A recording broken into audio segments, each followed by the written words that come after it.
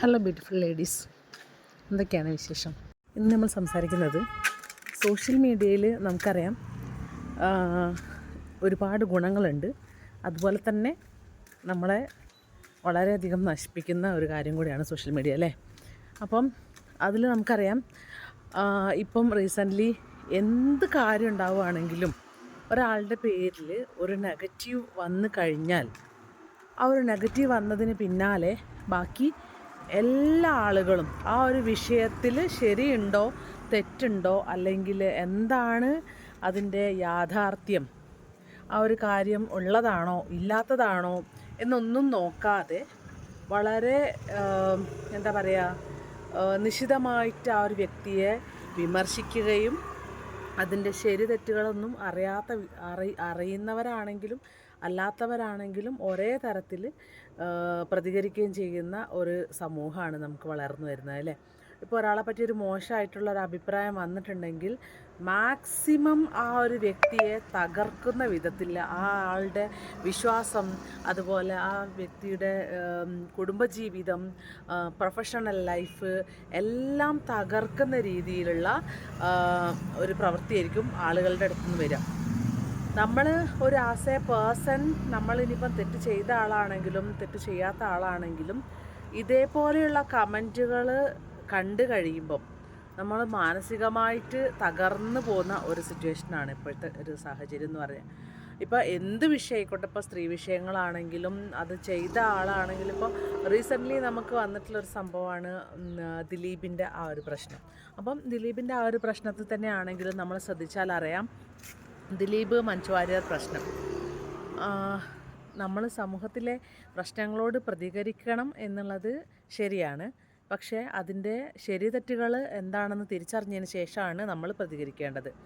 അപ്പം പിന്നെ വേറൊരു ടെൻഡൻസിയാണ്, അത് ഒരു വശത്തുള്ളത് ഒരു സ്ത്രീയും മറ്റു വശത്തുള്ളത് ഒരു പുരുഷനും ആണെങ്കിൽ തീർച്ചയായിട്ടും പുരുഷനാണ് എപ്പോഴും തെറ്റുകാരനെന്ന് മുദ്ര കുത്തപ്പെടുന്നത് അല്ലേ.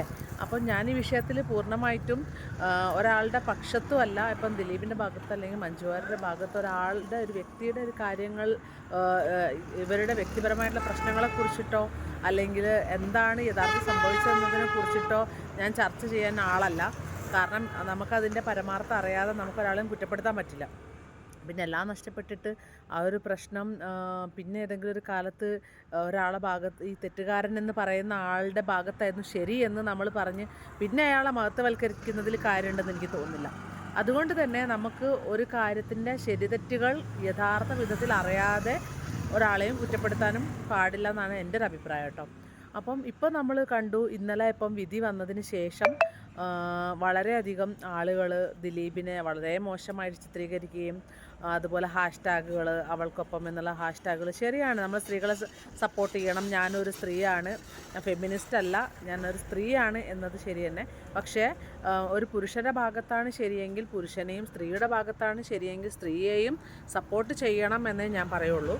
അല്ലാതെ ഒരാളെയും അടച്ചാക്ഷേപിക്കാനുള്ള അവകാശം നമുക്കില്ല. അപ്പോൾ ഈ ഒരു വിഷയത്തിൽ എന്താണ് യഥാർത്ഥത്തിൽ നടന്നത് എന്നുള്ളതിൻ്റെ പൂർണ്ണമായ രൂപം നമുക്ക് അറിയാതെ നമ്മൾ കമൻറ്റുകൾ ഇടുന്നതിൽ കാര്യമില്ല എന്നാണ് എൻ്റെ ഒരു അഭിപ്രായം. അതുകൊണ്ട് ഞാൻ ഒരു പോസ്റ്റോ ഒരു സ്റ്റാറ്റസോ ഒന്നും ഞാൻ വെച്ചിട്ടില്ല. ഇതിപ്പോൾ ഞാൻ ഈ ഒരു വിഷയത്തിൽ ഞാൻ സ്ത്രീയെ സപ്പോർട്ട് ചെയ്തിട്ട് അല്ല ഞാൻ സംസാരിക്കുന്നതെങ്കിൽ എനിക്ക് നേരെയും ചിലപ്പം ആക്രമണം ഉണ്ടാവാൻ, മീൻസ് ഈ കമൻറ്റുകൾ കൊണ്ടുള്ള സോഷ്യൽ മീഡിയ അറ്റാക്കുകൾ ഉണ്ടാവാനുള്ള സാധ്യതയുണ്ട്. അപ്പം ആർക്കാണോ എന്താ പറയുക, അതിപ്പം എത്ര ഫേമസ് ആയിട്ടുള്ള ആളായിക്കോട്ടെ എത്ര ഫേമസ് അല്ലാത്ത ആളായിക്കോട്ടെ, ആളുകൾക്ക് എപ്പോഴും പറയാൻ ഒരു വിഷയം കിട്ടണം എന്നുള്ളതേ ഉള്ളൂ.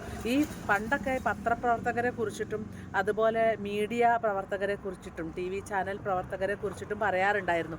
എന്താണെന്ന് വെച്ചാൽ അവർക്ക് എന്തെങ്കിലും ഒരു വിഷയം കിട്ടിയാൽ മതി, പിന്നെ ഒരു മാസത്തേക്ക് അതും കൊണ്ട് നടക്കുമെന്ന് പറയുന്നത് പോലെയാണ് ഇപ്പം സാധാരണ ജനങ്ങളാണ് എല്ലാ കാര്യങ്ങളും അങ്ങ് തീരുമാനിക്കുന്നത്. അവരങ്ങ് ഏറ്റെടുക്കും. എന്തെങ്കിലും സമൂഹത്തിൽ പ്രശ്നം ഉണ്ടെങ്കിൽ അതങ്ങ് ഏറ്റെടുക്കും. കുറച്ച് മുമ്പ് വരെ രേണുസുതിയായിരുന്നു ഭയങ്കരമായിട്ടുള്ള ചർച്ചാ വിഷയം. ഇപ്പം അത് കഴിഞ്ഞിപ്പം ഇന്നലെ തുടങ്ങിയിട്ട് ദിലീപിൻ്റെ പ്രശ്നങ്ങളാണ്. കുറച്ച് ദിവസമായി തുടങ്ങിയിട്ട്. അപ്പം ഇനി അടുത്ത ചർച്ച അതാണ്. ഇനിയിപ്പം കുറച്ച് ദിവസം കഴിയുമ്പോൾ അവരുടെ അടുത്ത് ഇത് മുഴുവനും മറന്നു പോകും. അപ്പോഴത്തേക്ക് ഈ പറയുന്ന വ്യക്തികൾ ഇതെല്ലാം കേട്ടും സഹിച്ചും അവരുടെ മൈൻഡ് എന്താ പറയുക വല്ലാത്ത രീതിയിൽ അത് തളർന്നു പോയിട്ടുണ്ടാവും. അപ്പം ആ കുടുംബത്തിൽപ്പെട്ട ആളുകളോ അല്ലെങ്കിൽ അതിൽ ഇരയാക്കപ്പെട്ട ആളുകൾക്കോ അപ്പുറമാണ് സാധാരണ ജനങ്ങൾക്കുള്ള രോഷവും അവരുടെ പ്രതികരണവും. എന്നാൽ നമ്മുടെ നാട്ടിൽ എന്തെങ്കിലും ഒരു ചെറിയൊരു പ്രശ്നം ഉണ്ടായിട്ട് നമ്മുടെ അയൽപ്പക്കത്തുള്ള ആളുകൾക്ക് എന്തെങ്കിലും പ്രശ്നം ഉണ്ടായാൽ അതിൽ എന്തെങ്കിലും ഒരു തീരുമാനം ഉണ്ടാക്കി കൊടുക്കാനോ അല്ലെങ്കിൽ അവർക്കൊരു സൊല്യൂഷൻ കണ്ടെത്തി കൊടുക്കാനോ അവരെ ഒന്ന് സഹായിക്കാനോ അവരൊന്ന് കൈപിടിച്ചുയർത്താനോ അവരെ നല്ല രീതിയിലേക്ക് എത്തിക്കാനോ ഈ പറയുന്ന യാതൊരു ആളുകളും ഉണ്ടാവില്ല. സോഷ്യൽ മീഡിയയിൽ കയറി പൈസ ചിലവില്ലാതെ കമൻറ്റുകൾ അടിച്ചുകൊണ്ട് മറ്റുള്ളവരെ സപ്പോർട്ട് ചെയ്യാനും കുറ്റപ്പെടുത്താനും എന്താ പറയുക വലിച്ചു കീറാനും 100,000 ആളുകളുണ്ടാവും അല്ലേ? എന്താണ് നിങ്ങളുടെ അഭിപ്രായം ഇതിനെക്കുറിച്ചിട്ട്? ഇത് ശരിയാണോ തെറ്റാണോ അല്ലെങ്കിൽ ഇങ്ങനെ തന്നെയാണ് ചെയ്യേണ്ടത് എന്നാണോ? എന്താണ് ഈ ഒരു വീഡിയോ കാണുന്ന നിങ്ങളുടെ അഭിപ്രായം എന്താണെന്ന് നിങ്ങളൊന്ന് കമൻ്റായിട്ട് അറിയിക്കുക കേട്ടോ. അപ്പോൾ അടുത്ത വീഡിയോയിൽ വീണ്ടും കാണാം. അതുവരേക്കും bye and take care. Video ഒന്ന് സബ്സ്ക്രൈബ് ചെയ്യുക, ലൈക്ക് ചെയ്യുക, ഷെയർ ചെയ്യുക. Okay, by.